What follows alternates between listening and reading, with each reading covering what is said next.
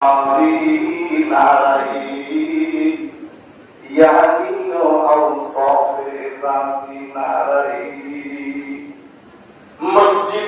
মাসে খানে কে নামাজি নারাই ইয়ামিন আওসাফ ইজাজি নারাই। আল্লামা ইকবাল ভাই সর্বদুনিয়ার মানুষ মসজিদগুলো চাকচিক্য হয়ে গেছে, মসজিদে টাইলস এসি লেগে গেছে, মসজিদ গুলো হয়ে গেছে সুন্দর, কিন্তু নবীর যুগে হেজাজের মতো আবু বকর আর ওমরের মতো মুসল্লি এখন আর নাই। মসজিদ হয়ে গেছে সুন্দর, মুসল্লিও সুন্দর।